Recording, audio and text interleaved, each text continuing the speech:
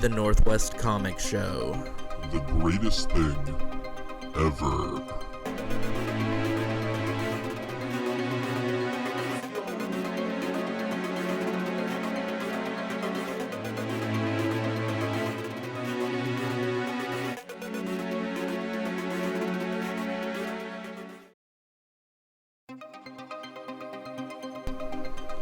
Today's episode is brought to you by Wizard World Comic Con in Portland, Oregon. And by Marvel Universe Live.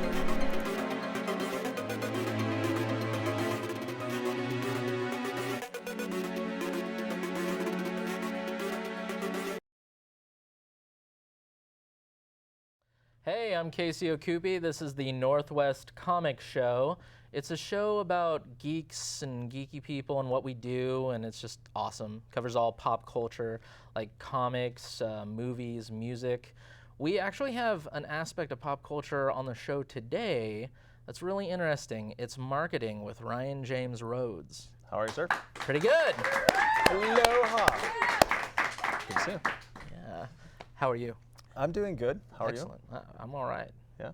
I like the studio here. Shout out to CCTV and all the hardworking volunteers. Yeah, they're amazing, and they're beautiful people. Beautiful people. I love them. The beautiful people. Anyway. So, marketing. What is that? Marketing is the art of crafting public perception. Good. I wanted a technical definition like that. I wanted it to be precise. Yeah. So you passed. Thank you. Excellent. Do I win something? Yeah, we'll figure it out in a minute. Okay. All right. So, crafting public perception. Yeah. Okay. How can that apply with pop culture and comics or movies and things like that? Well, for example, right now, just by us sitting here, we're selling products. You're selling a Marvel character. I'm selling a Marvel character. But that's ultimately, I mean, at least for me, the thing about marketing that I try to do as best as I can is to maintain integrity and not try to pretend that a product that I'm selling is more than it really is. Does that make sense? So Sure. like I'm not gonna do a lot of the manipulative advertising and stuff that you'll see on TV. I don't try to do that stuff, but my focus is doing what I can to show the features and benefits of a product or service and tell a story with it. So we'll say keep it real. Keep it real. You keep it real. I don't do that. If No. there's money, rock and roll. I'm kidding. I'm kidding. So yeah, you go to the point of you want integrity. You wanna be honest with everything. So what do you pretty much just literally describe what it is? No, I mean a lot of it is whenever people come to us. My wife and I run a creative agency, and we won't work with everybody. There's a number of different organizations and things that we just don't agree with what they do, and so I won't use my powers for evil. That's what it boils down to. Okay, so if it's like testing things on animals, you're like, nah. Right. Not gonna, Exactly. That kind of thing. Stuff like that. Or if like oil approached me tomorrow and said, hey, people are realizing that we've destroyed the environment and that we don't need to use gasoline. Can you do a video that tells them otherwise? I'd tell them to go kick rocks. Sure. Kick rocks. I don't know what I can say on here. Rocks is fine. Rocks is fine. You can say rocks. Okay. Cool. Now, what was the name of this company? You and your wife are part of a company. Right. We started a company called Reformation Designs back in 2011 in Silicon Valley. We were surrounded by a lot of other startups and other businesses and people who, just like us, they didn't want to be doing the 9 to 5. They wanted to do our own thing, and so we started this company with the understanding that the idea of reformation in our minds is to form something again, to completely change the perception of something. Yeah. And so I also have a background in writing in English, so I like to look at words and kind of what they mean. And you speak it well too. I speak it well. Yeah. Nice. It's my first language. Okay. It's my only language. Cool. All right. So that's about your company and everything. How did you get into that, or? I actually got into it because whenever I was a kid, my aunt and my uncle had a print shop, and they ran it out of their house and out of their basement, and they had these old school printers that my uncle would come up and he'd have all this ink all over him, and I mean, kind of like the scene in The Christmas Story where you hear the dad in the basement like mad about something, and we never knew what was going on. There was just a lot of noise, but basically my aunt would do the design work on her computer, and it was right around the time that PCs were first starting to show up in people's houses as kind of a thing. Okay, so she was like ahead of the curve or something. Right, and Awesome. my family didn't have a computer at the time, but I saw how she would make something on the computer, and it blew my mind that she did some magic, and then my uncle went downstairs, made a lot of crazy noise, and then came up, and there was, you know, something tangible that had come from the digital world into the real world, and that fascinated me, and that's why I've been a designer now for almost, you know, over 15 years, going on 20 years. All right. So. Good job. Thank you. Yeah. Cool. So now I know that you're an advocate for self-employment and things along those lines. Sure. Yeah. So if someone's really sick in their current position because they work for one of these companies and everything, what kind of advice would you give to someone? I actually wrote a book called Stop Wasting Time and Burning Money with with a co-author of mine. And through the magic of the internet, we were able to do that, not needing to be in the same, in the same state. And we wrote this to essentially encourage people, hey, if you're burnt out, if you're frustrated, and if you're tired of just wasting your time essentially making someone else rich, here's a number of questions that you can go through, and they're hard questions that force you to think about the decisions you're making with your life and why you're making those decisions. But my biggest encouragement would be to ask those questions, and do you want to get to 60 or 65 years old and look back and be like, what did I do with my life? Why did I put the best amount of my energy working for a company that ended up laying me off just because they needed more money? So that'd be a bad thing. That would be a bad thing. Yeah. Okay, I get it. Sucks. All right. So you should ask yourself those hard questions. Ask hard questions. Yeah. Why are you making the stockholders rich? Why are you working for the man, right? Right. Work for yourself. So it really boils down to, I look at it like the only kind of job security that we really have is knowing that real wealth is created, not earned. Cool. If that makes sense. I like that. I really like that. So everyone should be learning skills and things along those lines. Right. Instead of just taking orders all day from your boss. Okay. Sorry, bosses. I'm not sorry. All right. Well, I think that's awesome. Is there, so where do we get more information about you? You can go to our website at reformationdesigns.com, and if you want a free workbook to, get you free stuff. The free workbook for our book is at gum.co/stopwastingtime. Okay. Or probably the easiest way to learn more about that book is to go to stopwastingtime.today. That's a really awesome domain name that I worked very hard to get. Sure, you bought that domain name. I bought the domain name. That was a good idea. Okay, cool. I like it. Well, you know what? What I want to do right now. Does anyone in here like cars? I like cars. Okay. I think you rose your hand first, so I'm gonna give you a brand new car. A brand new car. Ladies and gentlemen, a brand new car. Batman Arkham Knight Batmobile. You're giving me the Batmobile? You own a Batmobile. You now own a Batmobile. That's pretty amazing. I'm gonna keep it right here. You know what else?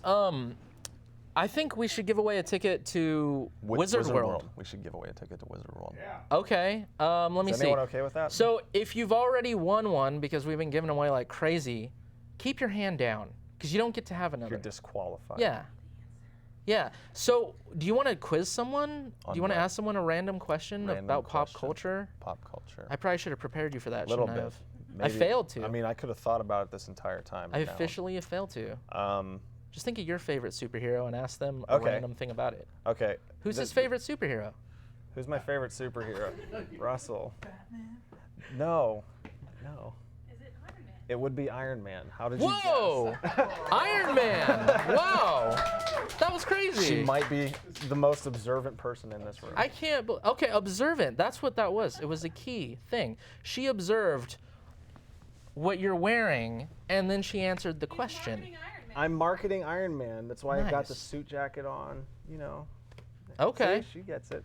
Is there anything else you want to tell us? I'm pretty comfortable with what we did here. Yeah, I think it was good. We can pull the e-brake on this thing. All right, we're going to move on to our next guest. done. We'll be back That's it. with Blood and Gourd very shortly. It's a pun. All right. It's a pun, ladies and gentlemen. Yeah. Yep.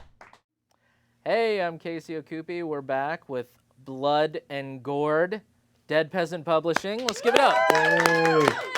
Yeah. All right, so who is Dead Peasant Publishing? Who's comprised of that? Well, I'd say that Dead Peasant is anybody who wants to be involved in what we're doing. I mean, it started off with me and I'm DH. part of it? Am I part of the group? I'd think so. I think everybody in Salem is part of the group. I think we got our Nice. start in Salem, and I think that you guys are all involved in what Dead Peasant is about. All right. Yeah. Well, introduce yourselves specifically. Yeah, so I'm DH Shultis. I'm one of the writers creators of Blood and Gourd, Yeah. and I guess co-founders of Dead Peasant. All right. And I'm Jenz Lund, and I'm all those same things too. So Nice. Two of the same things. Okay. So what is Blood and Gourd? It's gaining all kinds of popularity right now. I think most of us in here have heard of that, right? Yeah. Yeah.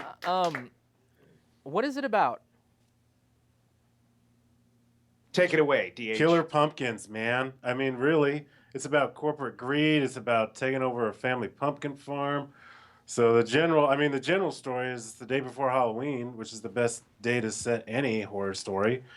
Henderson Family Pumpkin Farms has been going for a long time, and Kitty Henderson and her lot have had to sell out to a multinational agribusiness last Halloween ever for them, and stuff just gets weird. Stuff gets weird. Yeah, it gets out of control. This is gorgeous. This artwork. Who did the art? Oh yeah, gorgeous. That was a pun. So the art, especially that you're looking at that cover there, is really one of the big, the big exciting points for us right now is that the person who did that cover is Juan Antonio Ramirez, and he is actually our penciler right now, doing all of our pages for issue 2 as well. So his iconic cover there, or what I hope is an iconic cover, is gonna just bleed into issue 2 and all over it, and issue 2 is looking great. Now issue 1 was awesome, so we crowdfunded both issues, and the penciler in there, Dave Acosta, he worked with us to create the vision of the inside and did a wonderful job in there. I'm not trying to downplay his work at all. It's just like Juan Antonio and our color crew is the same that did those colors on the front there. Fran Gamboa and Fran's team, and they're hitting issue 2 with everything they've got as well, and it's just looking awesome.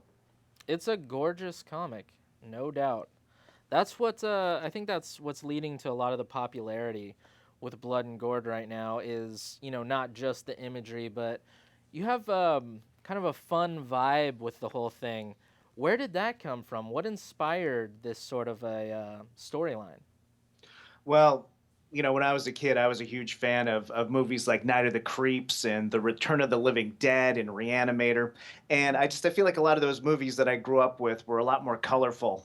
And movies like Fright Night and things like that were more, a little wink and a nod to the fun that you should also be having while you're watching these classic chiller, thriller, monster sort of movies. Lately, me and DH were just like, a lot of it's this torture porn crap. It's boring. So we decided, we're going to try to recapture the fun of EC Comics and 70s age Marvel and just all that kind of stuff. The stuff that was more what we thought about when we opened up a comic book, what we expected to find. Absolutely. I thought that in the 80s and everything, when we had the horror films, the villains and everything had a lot more personality. You know what I mean? Exactly. Yeah. Yeah, and that's one of the one of the things we've noticed as the comics been coming out here is that we have more and more villains and monsters and things like that adding to the fray all the time. And just that fun piece of it is Oh, like yeah. part of the fun for horror for me has always been the people you experience horror with, like the people you share your horror comics with, or when you're watching a horror movie, you're there with with a couple of friends and you're just like laughing and joking and trying to play off, the fear that you're all feeling, and just to bring that energy into the comic book was something we were trying to do. The fun of all that, the wildness of it all. Definitely. And the thing that you would hide from your parents, the idea that you're like 8 and your parents are really religious and you got to hide that under your mattress, right? I like that. I like that. You're getting a little crazy with it. Absolutely. Making it fun. Yeah, something that I don't want my child seeing this at 5 years old or whatever, but they got it anyway because it's awesome. Exactly. Yeah. Exactly. Well, gosh, it's awesome that you could join us here on Skype and talk all about Blood and Gourd. We have some of the comics here and some stickers. And, yeah, let me see how many people are here. I think all of the people, thanks to you guys, all of the people who came here to be part of the audience, yeah, they all get to have a Blood and Gourd comic. What? Which is pretty Sweet. spectacular. So you That's said fantastic. Awesome. it is awesome. Yeah, and we appreciate it. Thank you very much. Now, so you said issue 2 was coming out. So there's going to be a lot more momentum from coming off of issue 1, right? Oh yeah, it's a continuation, and if anything, we have our mantra that we use that's kind of based on bands like the Cramps, that wilder, wilder, faster, faster, just make things crazier and crazier And bigger. And this one's out of control, and we're gonna you'll be able to post some of the images from the new comic up and everything, and you'll see.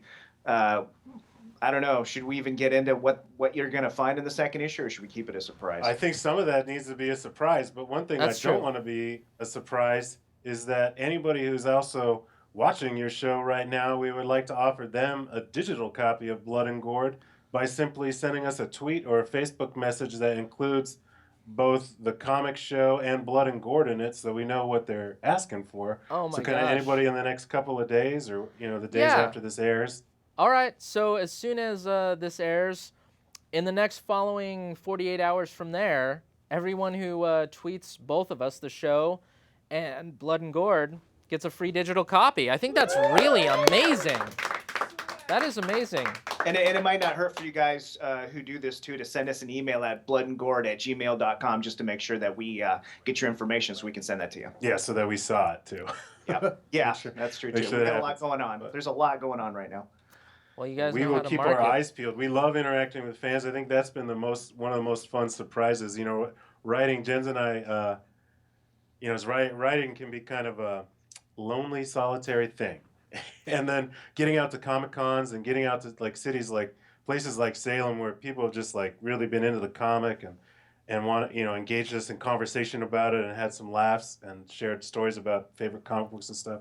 That's been tons of fun. So for that reason, we love interacting with fans online and at shows, and all that stuff has just been this great gift that the comic book world has given to Jenz and I feel. And the reason that I know that the comic is successful and as successful as we ever hoped it would be is because it's inspired other people to make their own comic books. And through that, we've met other artists as well, like Tim Burns, who's starting to develop Blood and Gourd figures that we might be selling next Halloween. That's just exciting. People coming out of the woodwork trying to be involved in what we're doing. Cool. I definitely need to get my hands on a Blood and Gourd figure, and we'll do a little stop motion animation or something. There's going to be a movie, right, in the future? Is that true? There's been some talk. We've talked with That's what I wanna hear. 3 different filmmakers now who are interested, but I don't know, man. Right now we're focusing on the comic, but I like to say that there will definitely be something. Let's just say there's going to be Down the there's going to be an pipeline. amazing Yes. movie. In a couple years, there's going to be a killer Blood and Gourd movie. Right? That's what I say. Probably. Yes. Probably. I would hope so. I think it would be tons of fun. Absolutely. It's going to be amazing. Speaking of connecting with at Comic Cons and things along those lines, here we actually are giving away Wizard World tickets. So in conjunction with you guys, why don't you think of like a trivia question, and if maybe an easy or medium trivia question, and if someone in here gets it, we'll give them a Wizard World ticket. Can you guys think of it? Isn't that cool? Yeah. Yeah. Let us give us a minute here. Okay. All right. Well, it's not like we can talk to each other about what we can in do secret. without them hearing us. I'm gonna right, text so- you by No. phone. No, DH. Oh, good idea. You come up with one. We'll just have you do one. DH, go ahead. Is that cool? Okay. Yeah. I think somebody. Yeah, I can do that. So I would like anybody to be able to go to Wizard World who can name at least 2 John Waters movies. Good one. Well, see, they're not all familiar necessarily, so we'll have Okay. to probably back it up. Too hard. Yep. Too. Okay.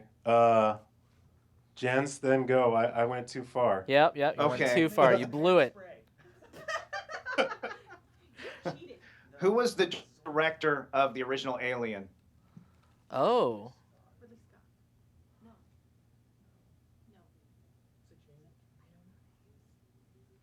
Was it Ridley Scott? Hairspray and Pink Flamingos. See, you guys got them both. You got them all. Flamingo. Yay! Yay! All right. Yes, it was Ridley Scott too. Yes. Oh, good. Okay. Well, we got. All right. So I got So that's good. All right, we got that figured out. So great. Well, I think we're all set. I mean, we're gonna give away some awesome comics to the people here and some stickers. And I just wanted to say thank you guys for coming on, and just that's an awesome way that after this shows, giving out some of these comics, some blood and gourd, people are gonna get to enjoy that. It's an awesome way to promote, and I really appreciate you guys. I can't wait to get one of those action figures. Let's give it up for Blood and Gourd. Thank you. Today's episode is brought to you by Wizard World Comic Con in Portland, Oregon. And by Marvel Universe Live.